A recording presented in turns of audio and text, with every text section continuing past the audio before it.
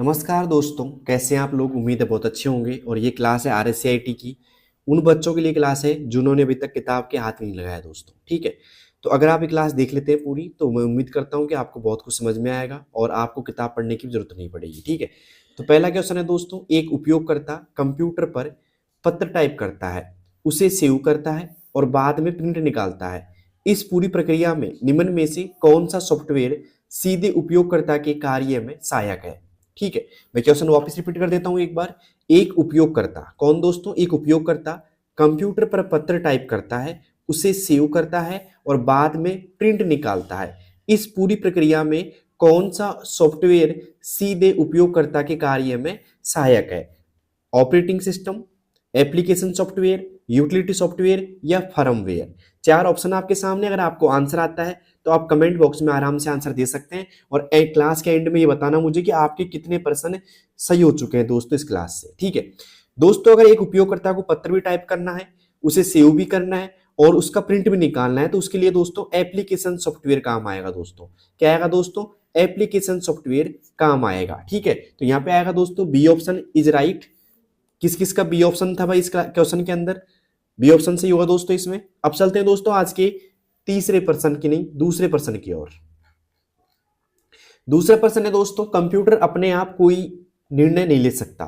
यह आपको पता है दोस्तों, कंप्यूटर अपने आप कोई निर्णय नहीं ले सकता। वह केवल दिए गए निर्देशों के अनुसार ही कार्य करता है। कंप्यूटर की यह विशेषता किस ओर संकेत करती है? गति की ओर, सटीकता, बुद्धि का अभाव या संग्रहण क्षमता। बताइए दोस्तों किस ओर संकेत करती है। क्वेश्चन आराम से पढ़ लीजिए एक बार आप। और फिर आपके सामने दोस्तों यहाँ पे चार ऑप्शन है और चार ऑप्शनों में से कौन सा ऑप्शन यहाँ पे सही होगा वो मुझे कमेंट बॉक्स में बताइए दोस्तों। ठीक है दोस्तों, यहाँ पे जो सही ऑप्शन होगा वो होगा दोस्तों सी ऑप्शन, बुद्धि का अभाव। ठीक है, बुद्धि के अभाव के कारण दोस्तों कंप्यूटर निर्णय नहीं ले सकता है दोस्तों, डिसीजन मेकिंग क्षमता नहीं होती इसके अंदर। ठीक है, तो यहाँ पे आएगा बी ऑप्शन। ठीक है, ओके। अब चलते हैं दोस्तों आज के तीसरे प्रश्न की ओर। तीसरा प्रश्न क्या है दोस्तों, ध्यान से देखिएगा एक बार। ठीक है, तीसरा प्रश्न है दोस्तों, ध्यान से देखिएगा। किसी कंप्यूटर सिस्टम में विंडोज या लिनक्स जैसे सॉफ्टवेयर न हो तो उपयोगकर्ता अन्य सॉफ्टवेयर का प्रयोग नहीं कर पाएगा। यह कथन किस सॉफ्टवेयर की भूमिका को दर्शाता है? पहला ऑप्शन एप्लीकेशन सॉफ्टवेयर, दूसरा सिस्टम सॉफ्टवेयर, तीसरा यूटिलिटी सॉफ्टवेयर को या डेटाबेस सॉफ्टवेयर को। बताइए दोस्तों क्या होगा इसका सही ऑप्शन। चार ऑप्शन आपके सामने हैं और उम्मीद करता हूं आपको चारों समझ में आ गए होंगे यहाँ पे ऑप्शन भी। ठीक है, कि भाई यदि एक कंप्यूटर सिस्टम में विंडोज या लिनक्स जैसे सॉफ्टवेयर न हो तो उपयोगकर्ता अन्य सॉफ्टवेयर का प्रयोग नहीं कर पाएगा। यह कथन किस सॉफ्टवेयर की भूमिका को दर्शाता है? बताइए दोस्तों। दोस्तों ये दर्शाएगा सिस्टम सॉफ्टवेयर की भूमिका को। किसको दोस्तों? सिस्टम सॉफ्टवेयर की भूमिका को। ठीक है, तो उम्मीद करता हूं तीसरे में आपने सही जवाब चुन लिया होगा। बी ऑप्शन आएगा दोस्तों यहाँ पे तीसरे में। अब चलते हैं दोस्तों आज के चौथे प्रश्न की ओर। चौथा प्रश्न है दोस्तों, एक विद्यार्थी, एक स्टूडेंट कीबोर्ड से उत्तर टाइप करता है। एक विद्यार्थी कीबोर्ड से उत्तर टाइप करता है, सीपीयू उसे प्रोसेस करता है और मॉनिटर पर परिणाम दिखाई देता है। ध्यान से देखिएगा, एक विद्यार्थी कीबोर्ड से उत्तर टाइप करता है, सीपीयू उसे प्रोसेस करता है और मॉनिटर पर परिणाम दिखाई देता है। यह उदाहरण कंप्यूटर के किस चक्र को दर्शाता है? यह उदाहरण कंप्यूटर के किस चक्र को दर्शाता है? स्टोरेज चक्र को, इनपुट आउटपुट चक्र को, इनपुट प्रोसेस आउटपुट चक्र को या फिर प्रोसेस स्टोरेज चक्र को। बताइए दोस्तों क्या होगा चौथे का सही जवाब। दोस्तों बात करें कीबोर्ड से उत्तर टाइप करता है मतलब इनपुट करता है। क्या करता है दोस्तों? ये इनपुट करता है पहले, उसके बाद में सीपीयू से प्रोसेस करता है तो मतलब प्रोसेसिंग हो रहा है। यहाँ पे क्या हो रहा है दोस्तों? प्रोसेसिंग हो रहा है। और फिर मॉनिटर परिणाम दिखाता है मतलब क्या करता है दोस्तों? आउटपुट कर रहा है। क्या कर रहा है दोस्तों? वो आउटपुट कर रहा है। तो यहाँ पे आएगा इनपुट, प्रोसेस और फिर आउटपुट चक्र को। C option is right, input process output चक्र को दर्शाता है। तो मुझे बताइए ऐसे कितने स्टूडेंट जिनके चार में से चार भाई सही हो चुके हैं, पूरे के पूरे चार में से चार का सही जवाब किस किसने दे दिया कमेंट बॉक्स में बताना मुझे। अब चलते हैं दोस्तों आज के पांचवें क्वेश्चन की ओर। पांचवा क्वेश्चन क्या है दोस्तों, ध्यान से देखिएगा। प्रिंटर, मॉनिटर और स्पीकर को एक ही श्रेणी में रखा जाता है। प्रिंटर, मॉनिटर और स्पीकर को एक ही श्रेणी में रखा जाता है क्योंकि ये डेटा को संग्रहित करते हैं, ये डेटा को प्रोसेस करते हैं, ये उपयोगकर्ता को परिणाम प्रदान करते हैं, या ये इनपुट देते हैं? बताइए दोस्तों क्या करते हैं भाई? प्रिंटर, मॉनिटर और स्पीकर तीनों क्या है दोस्तों? तीनों क्या है ये दोस्तों? आउटपुट है। क्या है दोस्तों? ये आउटपुट है तीनों के तीनों। क्लियर यहां तक का? तो डेटा को संग्रहित नहीं करते हैं, ठीक है। डेटा को प्रोसेस भी दोस्तों ये नहीं कर सकते क्योंकि आउटपुट नहीं करता है प्रोसेस। ये उपयोगकर्ता को परिणाम प्रदान करते हैं। ये होगा दोस्तों यहाँ पे सी ऑप्शन। क्या होगा दोस्तों? सी ऑप्शन होगा, ठीक है। इनपुट भी नहीं होते हैं ये, तो यहाँ पे आएगा ये उपयोगकर्ता को परिणाम प्रदान करते हैं। तो दोस्तों सी ऑप्शन पे लगा लीजिए टिक यहाँ पे। ओके, तो 5 में से 5 किस किस शख्स के सही हो चुके हैं दोस्तों? जल्दी से मुझे कमेंट बॉक्स में बताना। क्लास कैसी लगी आपको? अगर आपको क्लास अच्छी लग रही है तो अपने दोस्तों के पास जरूर शेयर करना है इसको। अब चलते हैं दोस्तों छठे प्रश्न की ओर। छठा प्रश्न क्या है दोस्तों? ध्यान से देखिएगा एक बार। कंप्यूटर द्वारा किया गया कार्य हमेशा सही होता है यदि इनपुट सही हो तो। कंप्यूटर द्वारा किया गया कार्य हमेशा सही होता है यदि इनपुट सही हो तो। यह कथन कंप्यूटर की किस विशेषता को स्पष्ट करता है? बहुउद्देशीयता, विश्वसनीयता, स्वचालितता या सटीकता? बताइए दोस्तों क्या होगा छठे का सही जवाब? अगर आपको आता है, समझ में आ रहा है क्वेश्चन, तो जल्दी से दीजिएगा आंसर, वरना फिर मैं दूंगा इसका आंसर। तो दोस्तों यहाँ पे जो सही जवाब होगा वो होगा दोस्तों सटीकता। क्या होगा दोस्तों? सटीकता होगा। D option is right. किस किस का डी ऑप्शन था भाई छठे में? अब चलते हैं दोस्तों आज के 7वें प्रश्न की ओर। 7वां प्रश्न क्या है दोस्तों? ध्यान से देखिएगा एक बार। एक बैंक, क्या दोस्तों? एक बैंक, बड़ी कंपनियां और अनुसंधान संस्थान ऐसे कंप्यूटर का उपयोग करते हैं जो बहुत अधिक डेटा को तेजी से प्रोसेस कर सके। यह किस कंप्यूटर की विशेषता है? बताइए दोस्तों। एक बैंक, बड़ी कंपनियां और अनुसंधान संस्थान ऐसे कंप्यूटर का उपयोग करते हैं जो बहुत अधिक डेटा को तेजी से प्रोसेस कर सके। ये किस प्रकार के कंप्यूटर की विशेषता है? मेन फ्रेम की, माइक्रो कंप्यूटर की, मिनी कंप्यूटर की या सुपर कंप्यूटर की? बताइए दोस्तों किसकी विशेषता है? अगर क्वेश्चन समझ में आ गया तो जल्दी से बताइएगा मुझे आंसर क्या होगा इसका। दोस्तों 7वें का सही जवाब होगा दोस्तों A option, main frame computer. कौन सा दोस्तों? मेन फ्रेम कंप्यूटर होगा यहाँ पे। ए ऑप्शन लगा लीजिए टिक, मेन फ्रेम कंप्यूटर, ठीक है। ओके, अब चलते हैं दोस्तों आज के 8वें प्रश्न की ओर। मौसम का पूर्वानुमान, मतलब मौसम की भविष्यवाणी, अंतरिक्ष अनुसंधान और परमाणु परीक्षण में प्रयुक्त कंप्यूटर कहलाते हैं? Mini computer, micro computer, main frame computer या सुपर कंप्यूटर? बताइए दोस्तों क्या होगा सही जवाब? मौसम पूर्वानुमान, अंतरिक्ष अनुसंधान और परमाणु परीक्षण में प्रयुक्त कंप्यूटर कहलाते हैं। 4 ऑप्शन आपके सामने हैं और 4 में से क्या सही जवाब होगा जल्दी से कमेंट बॉक्स में बता सकते हो आप अगर आपको आता है तो। दोस्तों अगर आपको मौसम का पूर्वानुमान करना है, अंतरिक्ष अनुसंधान और परमाणु परीक्षण करना है तो आपको सुपर कंप्यूटर काम आते हैं दोस्तों। कौन से दोस्तों? सुपर कंप्यूटर आपके काम आते हैं। तो यहाँ पे आएगा डी ऑप्शन, 8वें में डी ऑप्शन हो जाएगा भाई। अब चलते हैं आज के 9वें प्रश्न की ओर। 9वां प्रश्न क्या है? ध्यान से देखिएगा दोस्तों। ओके, मैं क्वेश्चन थोड़ा छोटा कर देता हूं क्योंकि आपको हो सकता है दिखाई ना दे पूरी प्रॉपर स्क्रीन पे। अब ठीक है, अब दिखाई देगा। एक कार्यालय में, इसमें दोस्तों 9वां प्रश्न है, एक कार्यालय में ऐसे प्रिंटर की आवश्यकता है जो तेज गति से एक साथ पूरी लाइन प्रिंट कर सके और बड़े बिल रिपोर्ट निकालने में उपयोगी हो। वापिस सुनिए क्वेश्चन। एक कार्यालय में, ऑफिस में ऐसे प्रिंटर की आवश्यकता है जो तेज गति से एक साथ पूरी लाइन प्रिंट कर सके और बड़े बिल रिपोर्ट निकालने में उपयोगी हो। ऐसे में निम्न में से कौन सा प्रिंटर सबसे उपयुक्त होगा? Daisy wheel printer, line printer, thermal printer या इंकजेट प्रिंटर? बताइए दोस्तों अगर आपने प्रिंटर पढ़ रखे हो तो ये सवाल का जवाब आप आसानी से दे सकते हैं भाई कौन सा ऐसा प्रिंटर जो पूरी लाइन को एक साथ प्रिंट कर सके, बड़े बिल रिपोर्ट निकालने में उपयोगी हो? कौन सा प्रिंटर है भाई ऐसा? तो वो दोस्तों लाइन प्रिंटर है। कौन सा प्रिंटर है दोस्तों? लाइन प्रिंटर है। तो 90 में आएगा दोस्तों B option, line printer. Okay, अब चलते हैं दोस्तों आज के 10वें प्रश्न की ओर। 10वां प्रश्न क्या है दोस्तों? ध्यान से देखिएगा। डेजी व्हील प्रिंटर में अक्षर प्रिंट करते समय प्रत्येक अक्षर के लिए भौतिक टक्कर इंपैक्ट होती है। बताइए दोस्तों इस आधार पर डेजी व्हील प्रिंटर किस श्रेणी में आता है?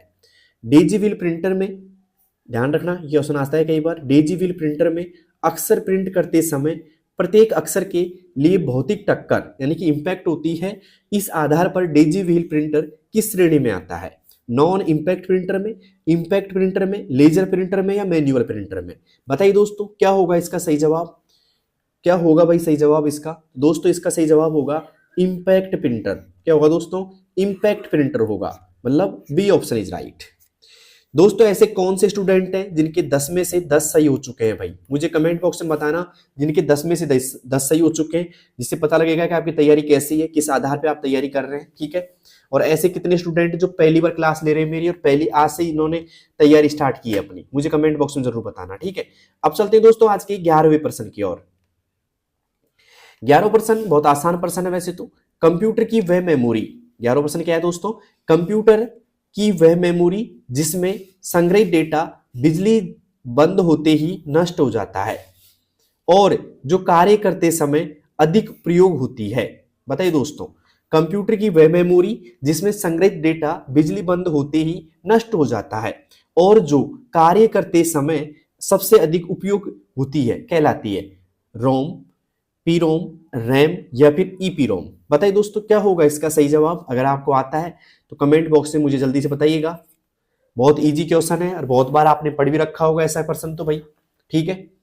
दोस्तों यहाँ पे आएगा रैम। क्या आएगा दोस्तों? रैम आएगा। रैम क्या होती है दोस्तों? अस्थायी मेमोरी होती है। कौन सी मेमोरी होती है दोस्तों? अस्थायी मेमोरी होती है ये, ठीक है। अगर बिजली जाती है डाटा नष्ट हो जाता है इसमें, ठीक है। तो रैम आएगी दोस्तों, ठीक है।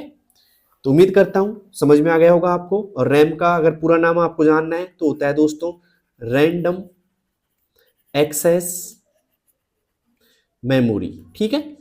एक्सेस मेमोरी, MEMORY, ठीक है। रैंडम एक्सेस मेमोरी रैम का पूरा नाम होता है दोस्तों, ठीक है। अब चलते हैं दोस्तों आज के 12वें प्रश्न की ओर। अगर आपको क्लास अच्छी लग रही है, पसंद आ रही है, समझ में आ रही है तो एक बार लाइक जरूर कर सकते हो, ठीक है। अब चलते हैं दोस्तों आज के अगले प्रश्न की ओर। अगला प्रश्न है हमारा 12वां। यदि किसी मेमोरी को बार बार रिफ्रेश करने की आवश्यकता होती है तो किस प्रकार की मेमोरी होगी? बताइए दोस्तों, यदि किसी मेमोरी को बार बार रिफ्रेश करने की आवश्यकता होती है तो वह किस प्रकार की मेमोरी होगी?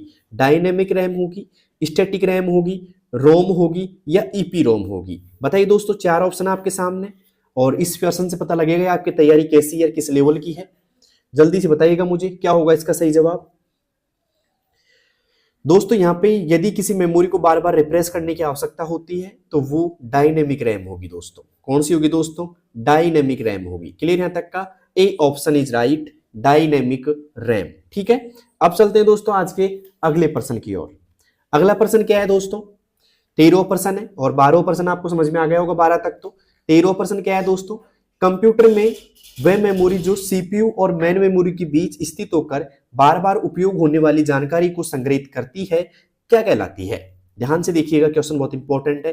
कंप्यूटर में वह मेमोरी जो सीपीयू और मेन मेमोरी के बीच स्थित होकर बार बार उपयोग होने वाली जानकारी को संग्रहित करती है, क्या कहलाती है? रजिस्टर कहलाती है, कैश मेमोरी कहलाती है, रोम कहलाती है या हार्ड डिस्क कहलाती है? बताइए दोस्तों क्या कहलाती है? आपके पास है 5 सेकंड का समय। देखते हैं किन किन बच्चों का आंसर सही आता है 13वें का। ओके दोस्तों, यहाँ पे 13वें का जो सही जवाब आएगा ना भाई, वो आएगा कैश मेमोरी। क्या आएगा दोस्तों? कैश मेमोरी, ठीक है। कैश मेमोरी क्या होती है दोस्तों? आपका जो सीपीयू होता है, ठीक है, सीपीयू और मेन मेमोरी जो बोलते हैं हम दोस्तों रैम, क्या बोलते हैं दोस्तों? रैम बोलते हैं। सीपीयू और रैम के बीच स्थित होती है दोस्तों ये, और ये क्या काम करती है? डाटा को तेजी से एक्सेस करती है, जिससे सीपीयू की प्रोसेसिंग में कम समय लगता है, ठीक है। तो यहाँ पे रैम और सीपीयू के बीच में रहती है ये, ठीक है। और यहाँ पे इसे हम क्या बोलेंगे दोस्तों? कैश मेमोरी बोलेंगे, तेज मेमोरी होती है एक तरीके से, जिससे सीपीयू थोड़ा तेजी से काम करता है, ठीक है। अब चलते हैं दोस्तों आज के अगले प्रश्न की ओर, ठीक है। और इसमें कुछ समय के लिए डाटा स्टोर होता है, ठीक है। ओके, अब चलते हैं दोस्तों आज के अगले प्रश्न की ओर। अगला प्रश्न है हमारा, ऐसा इनपुट उपकरण जिसमें जानकारी कागज पर पहले से लिखी होती है और मशीन द्वारा पढ़ी जाती है, क्या कहलाता है? ऐसा इनपुट उपकरण जिसमें जानकारी कागज पर पहले से लिखी होती है और मशीन द्वारा पढ़ी जाती है, क्या कहलाता है? Punch card reader, OMR, optical scanner या मैग्नेटिक टेप? जल्दी से बताइएगा दोस्तों क्या होगा इसका सही जवाब। दोस्तों यहाँ पे जो सही जवाब होने वाला है वो होगा दोस्तों ऐसा इनपुट उपकरण जिसमें जानकारी कागज पर पहले से लिखी होती है। ठीक है, तो क्या कहलाती है भाई? अगर आपको समझ में आ रहा है तो बताइए दोस्तों। कहलाता है एक तरीके से OMR। क्या कहलाता है दोस्तों? OMR कहलाता है। ठीक है, OMR, B option is right. Okay, अब चलते हैं आज के 15वें प्रश्न की ओर। 15वां प्रश्न है दोस्तों, कंप्यूटर की कॉन्फ़िगरेशन से क्या तात्पर्य है? कॉन्फ़िगरेशन से क्या तात्पर्य है? केवल CPU की क्षमता, केवल रैम का आकार, केवल हार्ड डिस्क पर का आकार, या उपरोक्त सभी हार्डवेयर विशेषताओं का विवरण? बताइए दोस्तों क्या होगा इसका सही जवाब? कंप्यूटर की कॉन्फ़िगरेशन से क्या तात्पर्य है? दोस्तों यहां पे देखिएगा, केवल CPU की क्षमता, केवल रैम का आकार, केवल हार्ड डिस्क का आकार। तो यहां पे आएगा दोस्तों उपरोक्त सभी हार्डवेयर विशेषताओं का विवरण। D option is right. क्या होगा दोस्तों? डी ऑप्शन इज राइट होगा। तो ऐसे कौन कौन से बच्चे हैं जिनके 15 में से 15% एकदम सही हो चुके हैं भाई? 15% एकदम सही हो चुके हैं वो मुझे कमेंट बॉक्स में बताना। ठीक है, जल्दी से। ठीक है, और साथ में मुझे बताना कि आप मुझे कौन से शहर से देख रहे हैं। ठीक है, अब चलते हैं दोस्तों आज के 16वें प्रश्न की ओर। 16वां प्रश्न है, यदि किसी प्रिंटर की गुणवत्ता DPI में बताई जाती है तो DPI का सही पूर्ण रूप क्या होगा? अब यह सवाल दो बनते हैं। पहला सवाल ये बन सकता है कि प्रिंटर की गुणवत्ता किस में मापी जाती है? DPI में मापी जाती है। किसमें दोस्तों? DPI में मापी जाती है। अब बात ये कि DPI का पूर्ण रूप क्या है? डॉट्स पर इंच, डॉट्स पर स्क्वायर इंच, या dots printed per unit time, या उपरोक्त सभी? बताइए दोस्तों क्या होगा इसका सही जवाब? अगर आपको समझ में आ रहा है प्रश्न तो जल्दी से आप आंसर दे सकते हैं इसका कमेंट बॉक्स के अंदर। ठीक है, जल्दी से दीजिएगा भाई क्या होगा। तो यहां पे होगा दोस्तों डॉट्स पर इंच। क्या होगा दोस्तों? डॉट्स पर इंच होगा। A option is right, dots पर इंच। किस किस का सही भाई? 16वां प्रश्न। अब चलते हैं दोस्तों आज के 17वें प्रश्न की ओर। एक ऐसी मेमोरी जिसमें डेटा स्थायी रूप से संग्रहित रहता है। एक ऐसी मेमोरी जिसमें डेटा स्थायी रूप से संग्रहित रहता है तथा जिसे केवल विशेष प्रक्रिया से ही बदला जा सकता है, क्या कहलाती है? एक ऐसी मेमोरी जिसमें डेटा स्थायी रूप से संग्रहित रहता है तथा जिसे केवल विशेष प्रक्रिया से ही बदला जा सकता है, क्या कहलाती है? रैम, रोम, कैश, या रजिस्टर? बताइए दोस्तों क्या होगा इसका सही जवाब? रैम होगा, रोम होगा, कैश होगा, या रजिस्टर होगा? तो दोस्तों यहां पे बात करें यहाँ पे डेटा स्थायी रूप की बात की जा रही है। किसकी दोस्तों? स्थायी रूप की बात की जा रही है। तो रैम क्या होती है दोस्तों? अस्थायी होती है। यहाँ पे रजिस्टर की बात करें तो ये भी अस्थायी होता है दोस्तों। कैश की बात करें तो ये भी अस्थायी होती है। तीनों अस्थायी है। और स्थायी कौन सी है दोस्तों? यहाँ पे रोम होती है। ठीक है, तो बी ऑप्शन इज राइट। यहाँ पे रोम का पूरा नाम बात की जाए, पूरे नाम की, तो पूरा नाम क्या होता है? किसी को आता है कि भाई कमेंट बॉक्स में बताओ अगर आता है तो। रोम का पूरा नाम क्या होता है दोस्तों? Read only memory. क्या होता है दोस्तों? रीड ओनली मेमोरी होता है। और रैम का पूरा नाम क्या होता है भाई? रैम का पूरा नाम होता है दोस्तों रैंडम एक्सेस, ठीक है, मेमोरी। रैंडम एक्सेस मेमोरी होता है। मीनिंग देख लेना एक बार आप। ठीक है, तो यहाँ पे मैंने बताया आपको फुल फॉर्म्स, और यहाँ पे सही आंसर क्या होगा दोस्तों? रोम होगा, क्योंकि डेटा को स्थायी रूप से संग्रहित करता है कौन? रोम करती है। ठीक है, अब चलते हैं दोस्तों आज के अगले प्रश्न की ओर। अगला प्रश्न है हमारा यहाँ पे 18वां। तो भाई ऐसे कितने बच्चे हैं जो क्लास से बोर हो रहे हैं, जिनको क्लास समझ भी नहीं आ रही? कमेंट बॉक्स में बताना। और मैंने पूरा प्रयास किया आपको समझाने का थोड़ा। ठीक है, और ये क्लास सारे जो क्लास में जो पर्सन है ना मेरे, सारे बुक से पर्सन है। तो अगर आप बुक नहीं भी पढ़ोगे, क्लास देख लेते हो ना, और इस क्लास में से ज्यादातर प्रश्नों का आंसर सही देते हो, तो मतलब आपकी तैयारी बेटर है। ठीक है, तो 18वां प्रश्न क्या है दोस्तों?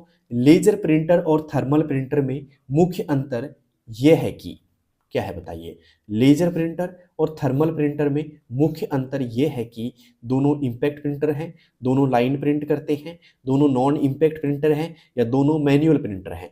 बताइए दोस्तों क्या अंतर है दोनों में? ठीक है, मुख्य अंतर क्या है? जल्दी से बताइएगा क्या है दोस्तों? यह है कि दोनों नॉन इंपैक्ट प्रिंटर हैं। क्या है दोस्तों? दोनों नॉन इंपैक्ट प्रिंटर हैं। C option is right. Okay, अब चलते हैं दोस्तों आज के अगले प्रश्न की ओर। अगला प्रश्न है हमारा यहाँ पे 19वां। ध्यान से देखिएगा दोस्तों, 19वां प्रश्न आप कंप्यूटर में किसी फाइल को डिलीट करने के बाद वह तुरंत स्थायी रूप से नष्ट न होकर पहले रिसाइकल बिन में चली जाती है। कंप्यूटर में किसी फाइल को डिलीट करने के बाद वह स्थायी रूप से नष्ट न होकर के रिसाइकल बिन में चली जाती है। पता होगा आपको, रिसाइकल बिन में चली जाती है। यह सुविधा किस उद्देश्य से दी गई है, बताइए दोस्तों।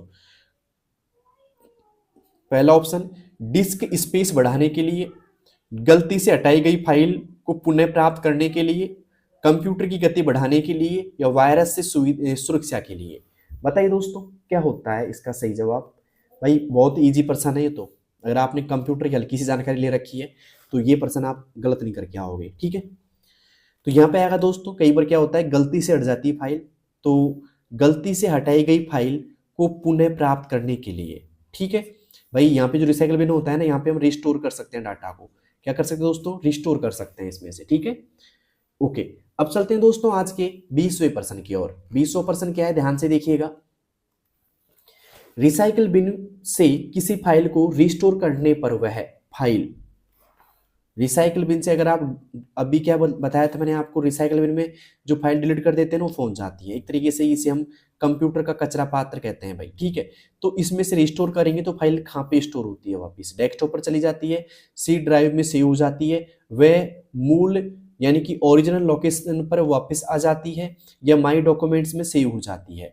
दोस्तों रिसाइकल बिन से रिस्टोर करते हैं ना, तो वो फाइल वहीं पे जाके हो जाती है। मतलब मान लो एक फाइल को मैंने हटा दिया, तो वो फाइल वहीं पे जाके स्टोर होगी वापस से जहां से मैंने हटाई थी, ठीक है।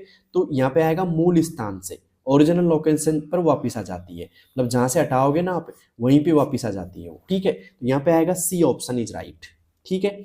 तो भाई ऐसे कितने लोग हैं जिनके 20 में से 20 सही हो चुके हैं भाई, 20/20 किसके सही है कमेंट बॉक्स में बताना, और आपके 20 में से कितने परसेंट सही हो चुके हैं वो मुझे कमेंट बॉक्स में बताना, ठीक है। अब चलते हैं दोस्तों आज के 21वें प्रश्न की ओर। 21वां प्रश्न है, यदि रिसाइकल बिन को एम्प्टी कर दिया जाए, मतलब खाली कर दिया जाए, तो उसमें मौजूद फाइलों के साथ क्या होता है। यदि रिसाइकल बिन को खाली कर दिया जाता है, एम्प्टी कर दिया जाता है, तो उसमें मौजूद जो फाइलें होती हैं उनके साथ क्या होता है। वे स्थायी रूप से हट जाती है, वे डेस्कटॉप पर चली जाती है, वे टेम्परेरी फोल्डर में चली जाती हैं, वे छुप मतलब हिडन हो जाती हैं। बताइए दोस्तों क्या होता है। भाई साहब उनके साथ में स्थायी रूप से हट जाती हैं। क्या होता है दोस्तों, स्थायी रूप से हट जाती हैं। ए ऑप्शन इज राइट, ठीक है। डेस्कटॉप पर चली जाती है, नई बात, गलत बात है, और ये भी गलत है और ये भी गलत है। क्या होगा दोस्तों, अगर आप रिसाइकल बिन से डिलीट करते हो, खाली करते हो रिसाइकल बिन को, तो परमानेंट रूप से हट जाती है, ठीक है। ओके, तो 21वें में आएगा दोस्तों ए ऑप्शन इज राइट। अब चलते हैं 22वें की ओर दोस्तों। 22वां प्रश्न क्या है, ध्यान से देखिएगा। निम्न में से कौन सा operating system GUI graphical user interface पर आधारित नहीं है। अब सवाल ये भी बनता है, सवाल ये भी पूछ लिया गया है दोस्तों, GUI का पूरा नाम क्या है। G for graphical, U for user और I फॉर इंटरफेस, ठीक है। तो GUI का पूरा नाम क्या है दोस्तों, ग्राफिकल यूजर इंटरफेस। कई बार पूछ लिया जाता है GUI का पूरा नाम क्या है, तो ये प्रश्न 2% लेके आया आपके लिए, ध्यान रखना। अब ये आधारित नहीं है, कौन सा है, विंडोज, लिनक्स, मैक OS या फिर DOS। बताइए दोस्तों क्या होगा इसका सही जवाब। निम्न में से कौन सा operating system GUI graphical user interface पर आधारित नहीं है, विंडोज, लिनक्स, मैक OS या DOS। बताइए दोस्तों क्या होगा इसका सही जवाब। दोस्तों यहाँ पे आएगा DOS। क्या आएगा दोस्तों, DOS आएगा। क्लियर यहाँ तक का। 22वें में आएगा दोस्तों डी ऑप्शन। किस किस का सही है भाई, जल्दी से मुझे बताइएगा। और GUI का पूरा नाम रट लेना भाई इस क्वेश्चन से, ठीक है, ग्राफिकल यूजर इंटरफेस। अब चलते हैं दोस्तों आज के अगले प्रश्न की ओर। अगला प्रश्न है हमारा यहाँ पे 23वां। निम्न में से कौन सा एप्लीकेशन सॉफ्टवेयर नहीं है।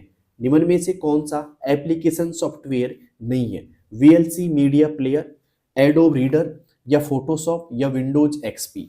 बताइए दोस्तों कौन सा नहीं है, मतलब कौन सा नहीं है, सीधा सा मतलब ये है दोस्तों कि 4 ऑप्शनों में से 3 ऑप्शन तो हैं, एक ऑप्शन नहीं है, ठीक है। तो वो कौन सा नहीं है जल्दी से बताइए मुझे, एप्लीकेशन सॉफ्टवेयर कौन सा नहीं है।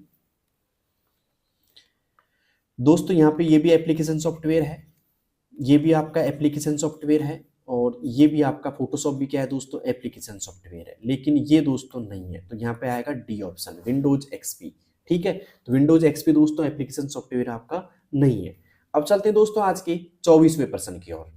क्लास कैसी लग रही है एक बार कमेंट बॉक्स में जरूर बताना मुझे, और इस क्लास से आपको कितना बेनिफिट मिला और साथ में अभी तक आपने कितने प्रश्न सही कर दिए वो सब मुझे आप कमेंट बॉक्स में बताओ, ठीक है। टास्क बार पर स्थित क्विक लॉन्च का मुख्य उद्देश्य क्या है?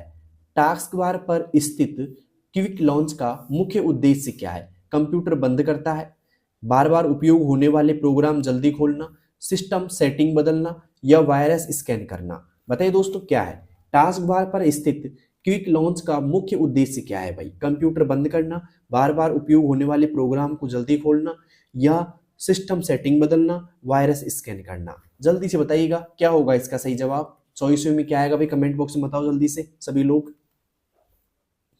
इस क्लास को उन बच्चों के पास जरूर शेयर करना जिन्होंने अभी तक किताब नहीं पढ़ी है और जो RSCET की तैयारी कर रहे हैं और जिनकी एग्जाम लगने वाली है, ठीक है। उन बच्चों के पास आप जरूर शेयर करो जिनसे उन सभी को फायदा मिल जाए इस क्लास का, ठीक है।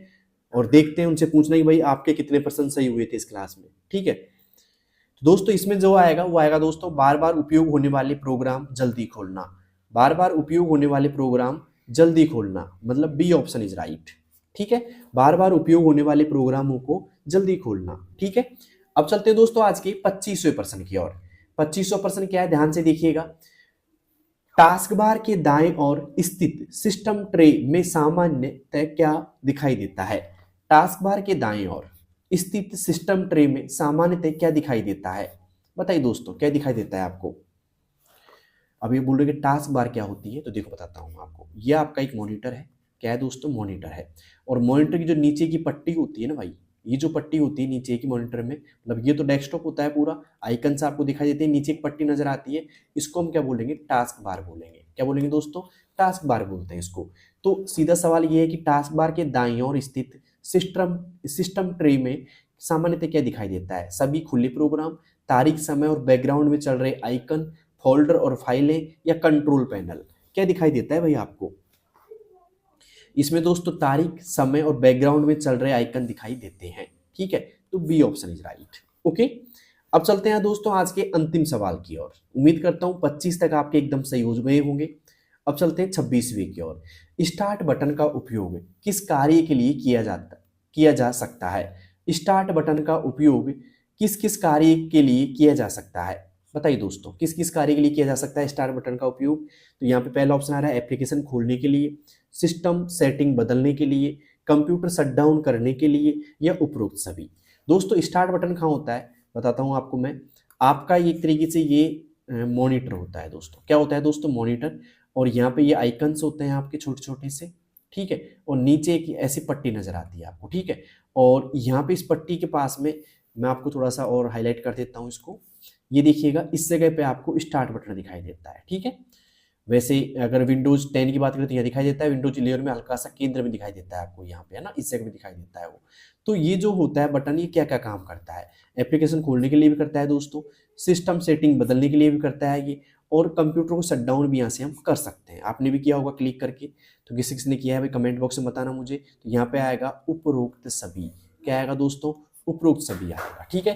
तो तीनों काम करेगा। एप्लीकेशन खोलने के लिए भी स्टार्ट बटन काम आता है, सिस्टम सेटिंग बंद करने के लिए भी काम आता है, बदलने के लिए भी काम आता है, और कंप्यूटर को शटडाउन यानी कि बंद करने के लिए भी काम आता है। तो उम्मीद करता हूं दोस्तों ये 26% आपको समझ में आए होंगे, क्लास भी आपको अच्छी लगी होगी और क्लास भी आपको पसंद आई होगी ऐसे। तो मुझे बताइए आपके इन 26 प्रश्नों में से कितने % सही हो चुके हैं, ठीक है। जल्दी से मुझे बताना कमेंट बॉक्स के अंदर, ठीक है, कि इन 26 प्रश्नों में से आपके कितने % सही हो चुके हैं। और हाँ, जाते जाते एक काम करना, इस क्लास को उन बच्चों के पास शेयर जरूर करना, ठीक है, जिनकी एग्जाम है दोस्तों, ठीक है। मिलते हैं दोस्तों नेक्स्ट वीडियो में, तब तक के लिए बेस्ट ऑफ लक, धन्यवाद, थैंक यू।